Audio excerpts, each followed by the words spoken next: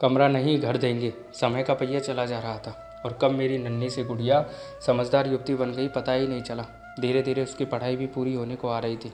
BA का अंतिम वर्ष था और आम माता पिता की तरह हम भी उसके लिए सही वर के चुनाव में जुटे थे।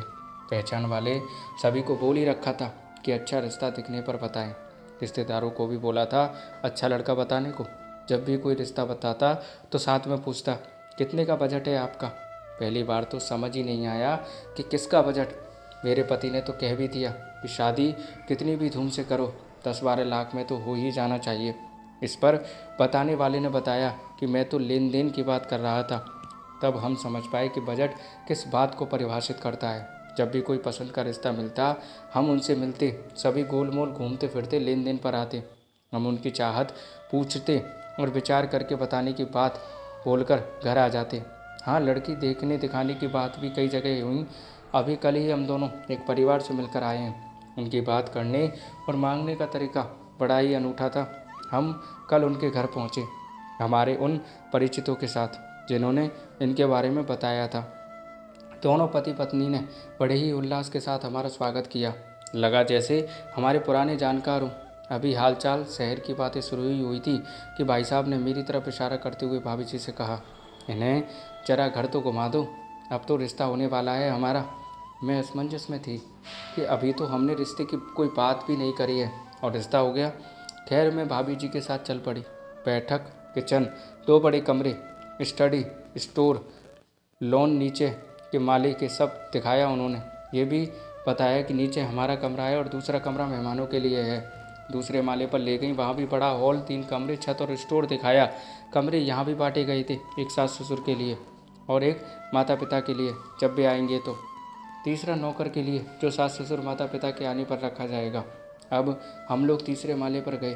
सीढ़ियों पर चढ़ते हुए मैंने पूछा, लल्ला जी का कमरा कहाँ है? तो भाभी जी ने कुछ जवाब नहीं दिया। तीसरे माले पर आकर मैं समझ पाई कि अभी तो जो दिखाया गया है वह तो प्रस्तावना है, असली कहानी तो इस तीसरे माले पर है। यहाँ एक आधा बना कमरा था और कुछ मकान बनाने वाले सामान पड़े थे। अब भाभी जी ने चुप्पी तोड़ी और कहा, आप पूछ रही थी ना, लल्ला का कमरा तो ये है, अधूरा पड़ा है पैसे पूरे ना हो पाने की वजह से। अभी तो बेचारा नीचे मेहमानों के कमरे में किसी तरह रह रहा है। बहू आएगी तो क्या उसे भी मेहमानों के कमरे में रखेंगे? उसका भी तो अपना कमरा होना चाहिए ही ना। अब लल्ला को बड़ा शौक है आधुनिक सुविधाओं वाले कमरे का, बड़े होटलों जैसे बाथरूम का। सब कुछ मिलाकर हमने बजट बनाया है कि लल्ला के पसंद के कमरे को बनवाने में कम से कम 30-32 लाख तो लग ही जाएंगे। अब आप लोग भी तो चाहेंगे कि आपकी बेटी ठाठ से रहे, तो देखिए आप कुछ कर सकती हैं। तो वैसे भी ये 3 मंजिला घर की मालकिन भी तो आपकी बेटी ही होगी।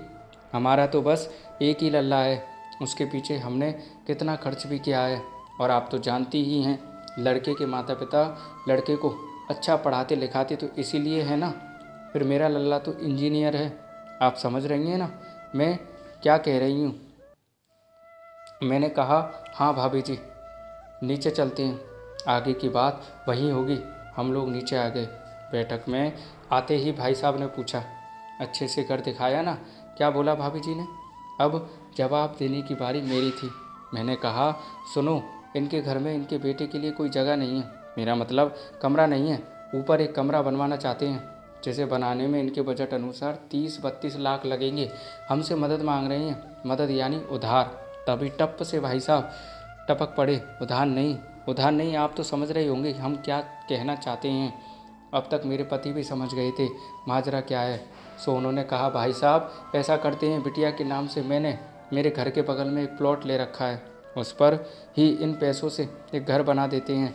यहाँ तो बस कमरा ही हो पाएगा, फिर मेरी बेटी और आपका बेटा शादी के बाद वहाँ ही रह लेंगे। वैसे भी आपके घर में तो उसके लिए कोई कमरा तो है नहीं, बेचारा यहाँ कैसे रह पाएगा, वहाँ अपने घर में रहेगा। आपको अच्छा लगे तो खबर करिएगा। अभी हम चलते हैं। और हम लोग वापस चले आए। तो दोस्तों, हम दोनों सोच रहे थे कि क्यों अब भी बेटी की शादी माता पिता के लिए कठिन जिम्मेदारी क्यों है। अगर बेटी अपनी पसंद की शादी करे तो समाज को अच्छा नहीं लगता, और अगर वह माता पिता पर छोड़ दे तो माता पिता समाज की लेन देन की रीत में फंस जाते हैं। तो दोस्तों, आप भी बताइएगा क्या आज के समय में दहेज लेना सही है और इसके अलावा कहानी कैसी लगी कमेंट में बताइएगा। अच्छी लगी हो तो लाइक कमेंट शेयर कीजिएगा और ऐसी कहानी सुनते रहने के लिए चैनल को सब्सक्राइब करना मत भूलना। थैंक यू दोस्तों।